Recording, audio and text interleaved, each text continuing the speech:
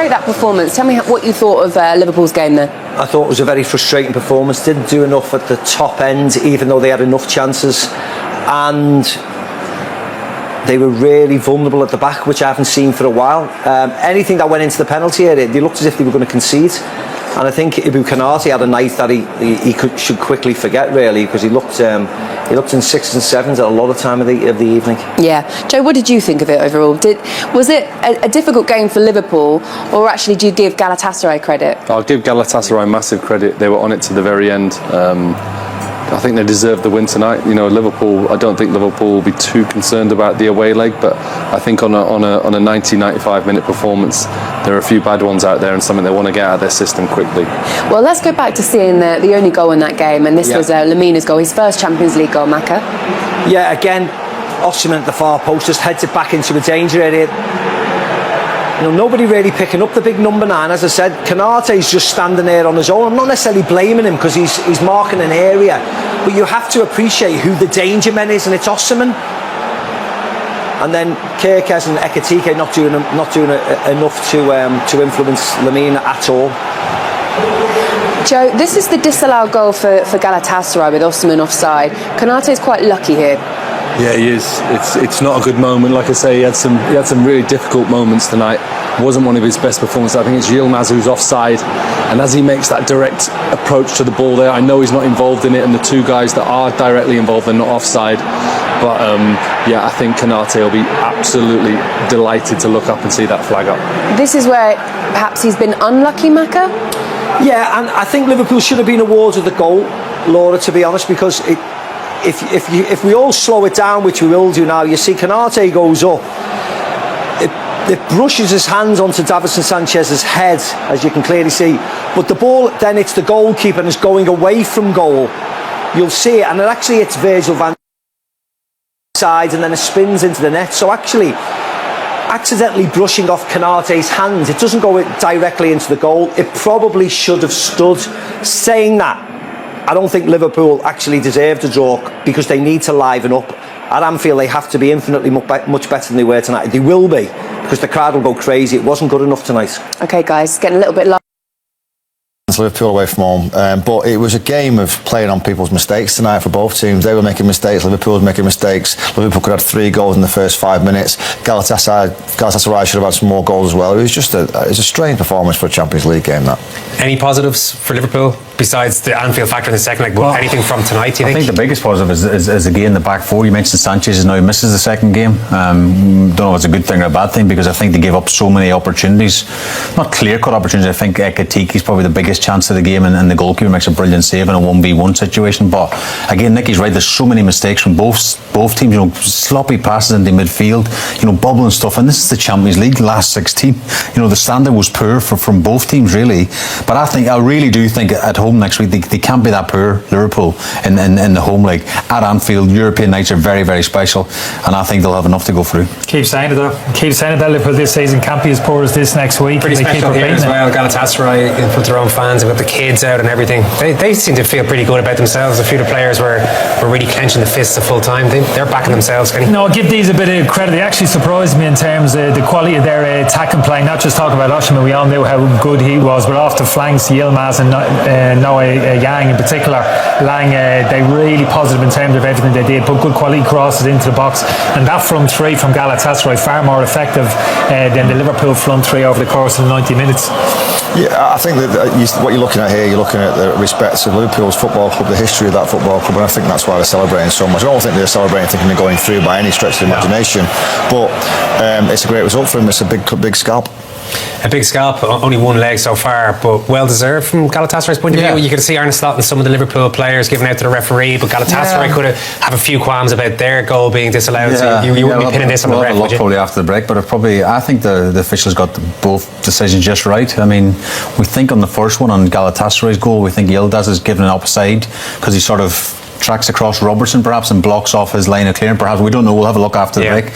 And again, we do think that it's come off Konaté's arm for the Liverpool goal that was disallowed. So I don't think Arne Slot and his team can have too many complaints. No, chaotic kind of a night in the end. Only one goal scored. It felt like there were a lot more on the table for both teams out there, but in the end, Victor Osimhen, we said, would be the danger man for Galatasaray in a moment. 1-0 to Galatasaray. Not a great game in terms of quality, as the lads are saying, but a lot of chances and excitement and a bit madcap, you'd have to say. So we can go back to the only goal of the game, believe it or not, Nicky. That was the Lemina one in the first half. Poor defensively from Liverpool. Yeah, we spoke about it at half time. I think defensively it's not great from the way they met out from zonal, with McAllister having to pick up their biggest guy, header back across, and a brave header from the guy who put the ball in net. It was ridiculous for me the way they marked the zonal thing with McAllister there. He's not got no kind of defensive knowledge in him, and he's the smartest man on the pitch. So are you blaming, as Kenny did at half time, Arne Slot more than any of the individuals? This is the system and they're just going by the blueprint? I wonder what Arne Slot's doing there, to be fair, but McAllister has got to be a bit stronger, but he's not got that in him. It's like saying to me, go and take 7 people and go and score a goal. You just can't do it. You're not getting your locker. I think Van Dijk's got to be stronger. I'm not talking about necessarily on the pitch. I think in the dressing room and the lead up to that game, and to say to his Slot, no, we're going to change it. There's going to be a change. I'm going to go and mark. Trust me. Let me go and do a job on Osimhen. Trust me on this. A man of my experience. And I think Slot, if you're hearing that from your captain and leader, I think you accept it, because I think that was the change that they needed to do tonight, and I would have stopped that goal. How many goals do you see conceded from the zonal setup? There's so many teams set up zonally, and we were talking about it before. It's everyone just passes on the responsibility. If us three are standing in the zone and the guy scores in the middle of us, he's blaming me. I'm looking at him. It's not my fault. It's not my man. Somebody has to take responsibility on the pitch. Because I don't think any pundit has ever been in the studio and said, I love zonal. There is a reason for it. Your man marking, you lose your balance, somebody gets away from you, it's kind of your man, you know what I mean? It's kind of black and white. But if you're marking zones, no matter where somebody arrives in the box, you should have somebody in that area to go and deal with it. There's no area left unoccupied. So that's the kind of advantage of the zonal, yeah. But there is kind of drawbacks to it. Players getting a run and jump. I don't know how, it doesn't matter how good Van Dijk or Konaté is. If somebody 6'3" gets a 5-yard run and jump and arrives into that area, the penalty box, it's going to be hard to stop. There's an argument for both, isn't there? You can go on for 10 years this argument about zonal, but the big thing for me is whoever's being the blocker has to have some sort of defensive bone in his body. McAllister doesn't. So straight away, forget about the zonal, forget about man marking. The blocker has to be a physical defender that can go and block someone of a reasonable size. And he's not that man. It's bizarre. Yeah, you want to see that grappling. A lot of teams do. Just somebody in there. Somebody there's got some physical presence about him and some defensive knowledge about him to block that person that's coming in. Because, like Kenny said, you're not going to beat him in the air, but you've got to block him and get against him. But then again, it has to be an amazing header from Osimhen to score from there. So again, I mentioned at half time, Van Dijk's watching the ball go over his head, and then he watches Osimhen head it, and the guy he was with, Lemina, has peeled off the back of him, has a header from 2 yards.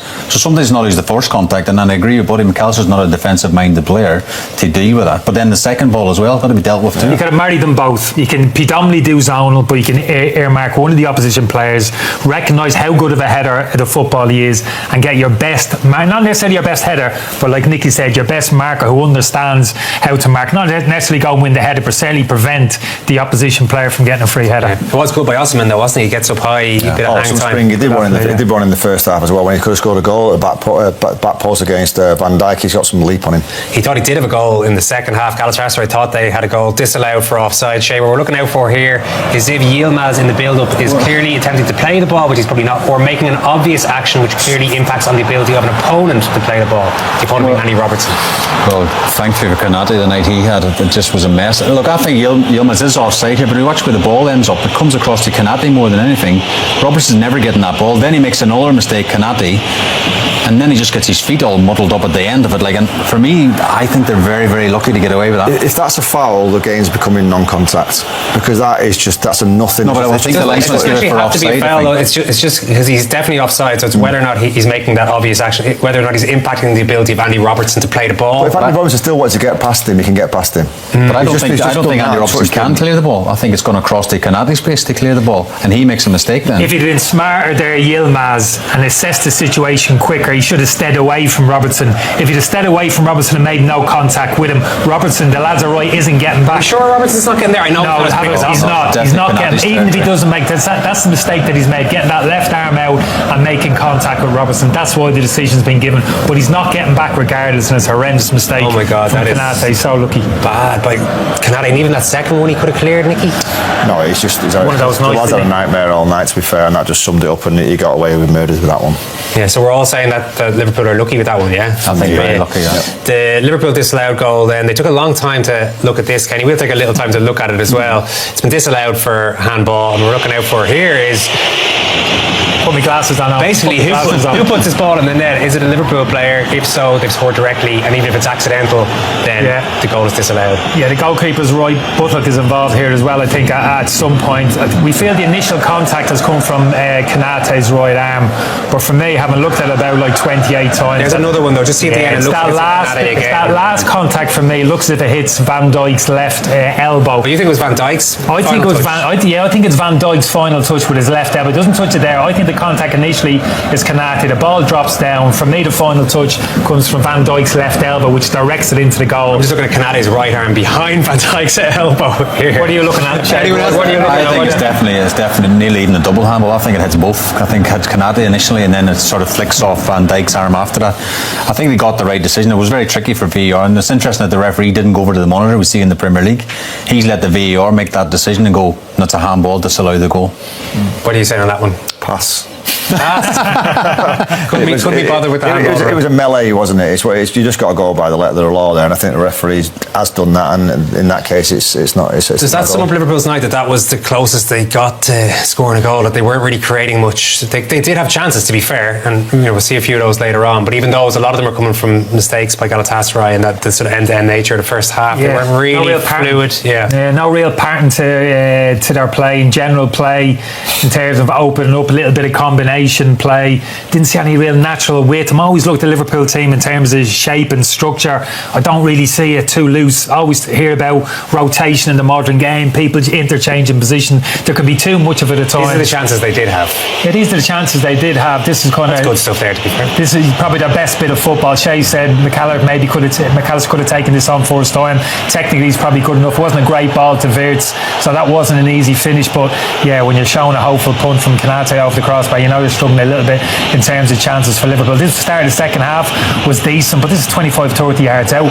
A shot from this. In terms he has that in his locker, though, doesn't he? That was like long throw-ins into the box, kind of corner kicks. But I'm talking general play in terms of working little patterns of play on. Very little of that all during the game. Again, hopeful punt from Sloboslai at the edge of the box. This is a chance, Kenny. This is the big chance, and this is what I say. This lad's done well. Don't get me wrong. He scored a number of goals, Owen, but in this instance for me, he's not a killer. He's not on the level of Isaac. For me, in that position, scores that goal. He didn't, and they didn't have too many of them on the night. I think away from home as well, you're not going to have many chances. And obviously, it's a knockout stage of the Champions League. Again, can he head that down on the ground? But that 1v1 situation, it's a brilliant save from Kakir, the goalkeeper. Fantastic save from him. But again, Kenny's right. Clinical in that position. You're not going to get many chances away from home in the Champions League. He has to be more clinical. He has to take that chance, in my opinion. Yeah, Ekitike, not a killer. Was it Kenny that said that? Would you agree with that? In comparison to Isaac, I think he's a top player. I mean, Kenny had done a really good piece before the game about him, and for France as well, he plays off that left side more. And I think if you look at Arne Slot's summer, we talk about the recruitment, the amount of money he spent, and I think they spent that for him to be on the left, Isak down the middle, and I think he's more suited for that left-hand side position. And he's right. I think if Isak's in that 1v1 position, I think he scores. A lot of questions for Arne Slot to answer. We mentioned it's his 100th game. Nicky, if he'd won tonight, he would have gone past Kenny Dalglish's record for the first 100. As it is, he's tied with the great man, which is no mean feat. But this season, it's never really got going, has it? Even when they've picked up a few results here. No, it's been a strange one, hasn't it? It's gone from there to down here. You can understand drop off a little bit, but they've gone such a distance from where they was last year, and you can guarantee the manager will be doing exactly the same things he was doing last year. They're training the same, the times were off the same, the recovery will be the same, the diet will be the same. So he's got to be scratching his head wondering what's going on. For me tonight, the big thing for me tonight was the experience on that football pitch in European games and international games for Liverpool.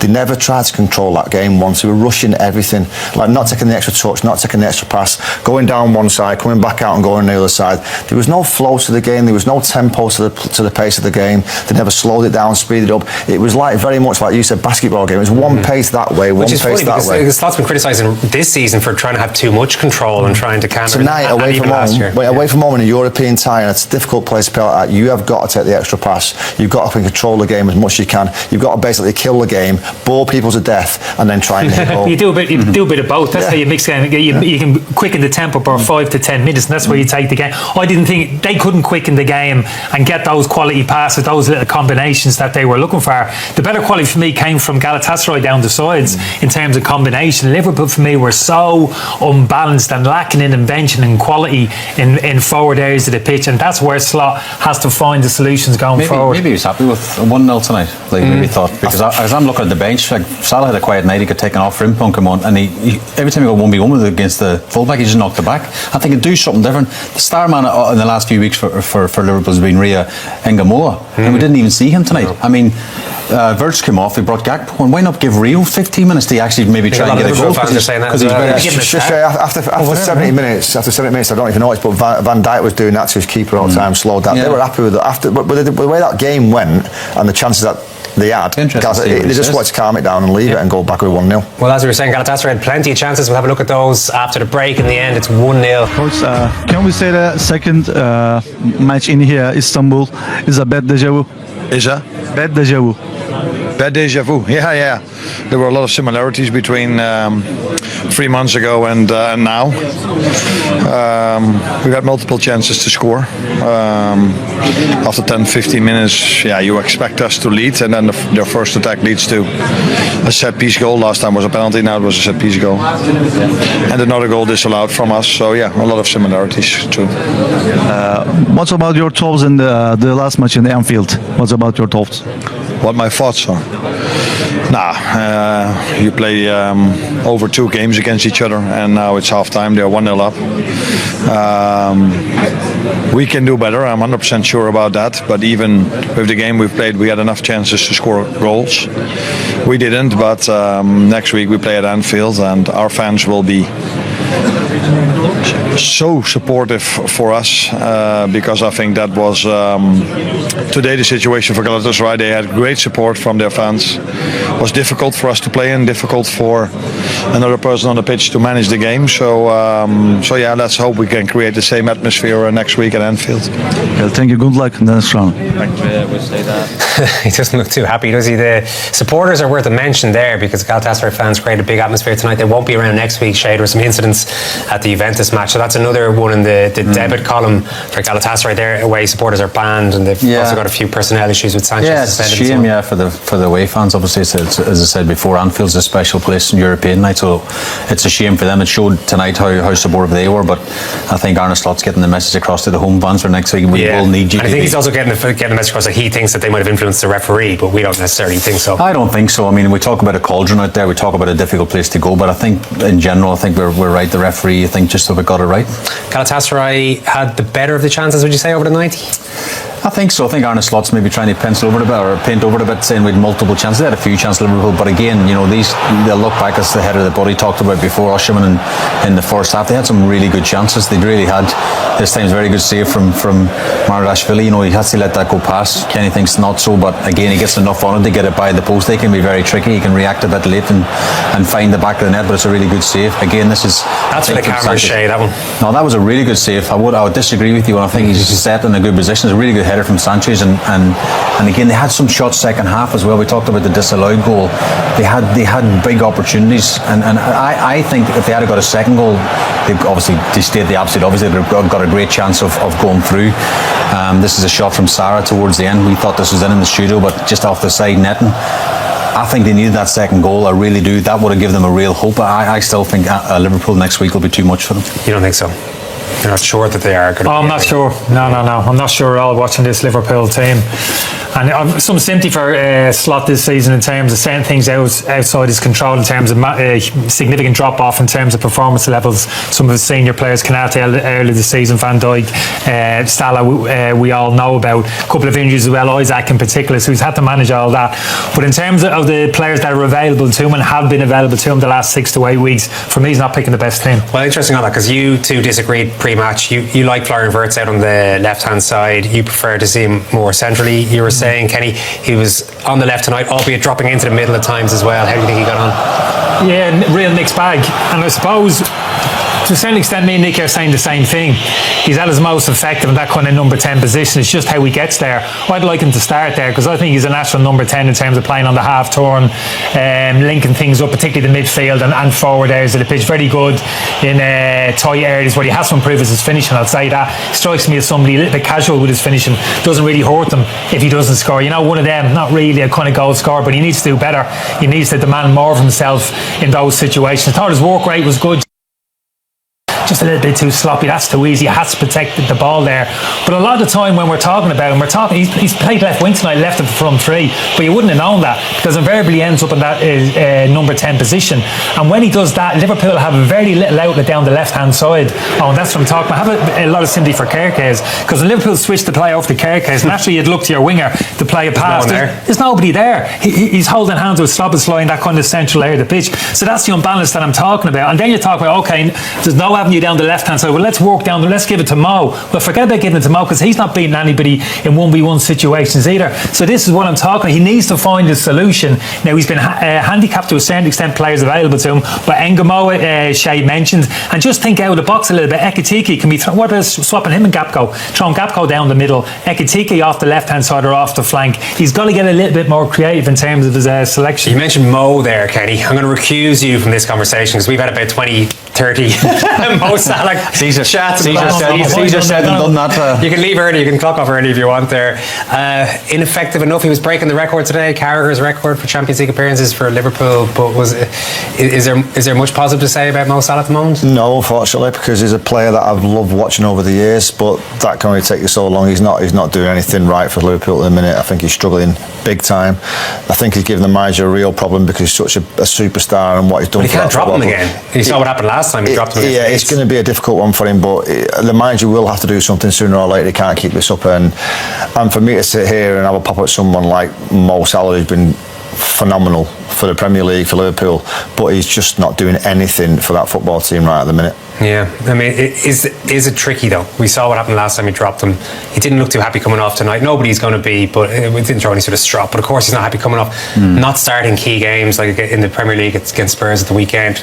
Can Slot actually, will Liverpool fans maybe accept it a little bit more, or will Mo Salah even accept it? It's difficult. I don't think Mo will. We've seen Mo's reaction before. He is a superstar. He is. But again, it's about current form, and tonight he had an off night, and that's the biggest problem Arne Slot's going to have. You know, how long does he not give Rio a chance to come on and start in that right wing position, for example, or change around the front three? But no one's undroppable. This is Liverpool Football Club. You know, they'll be no players bigger than the football club. That's they're not, but you can see the absolute storm that erupted. You can't say the last time because of the reaction the last time. You shouldn't, but it's got to be in. But if you're the manager, it's got to be in there somewhere. Like, it's easier to drop some players. I'm sure you've all been in dressing rooms with players maybe who won't kick up a fuss, and maybe they get dropped a little bit easier than Mo Salah, who will definitely kick up a fuss. His job in itself is under pressure as well. Arne Slot, his job is to get results, and his job is to pick the best team, whoever that team is going to be. If that's with Mo or without Mo, he needs to make that big decision. Yeah. I've got to say one thing. I was waiting for it. I thought he was finished. And I'm not going to be critical of Mo Salah. I'll be critical of the Liverpool hierarchy and Arne Slot.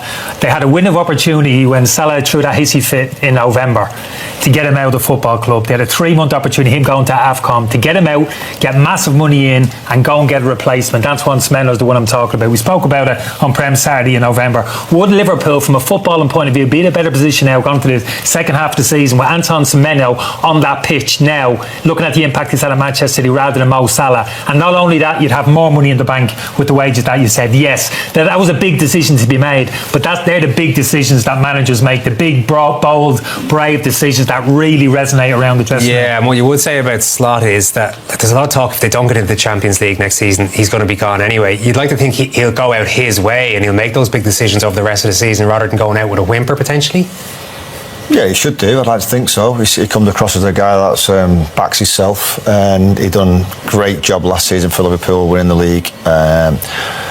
And yeah, the noises are coming out that he's not going to be there next year. But so if I'm a manager of a football club, I would like to say I want to die on my own sword. I want to make sure that I do it my way. I want to make sure I make the right choices. However, I agree with Kenny on this. It's like the manager can only do so much. If you're being told by the board and the people above you that this man is going to get a contract, he's signing for what he's done in the past for this football club, it's very, very, very difficult to go against him originally.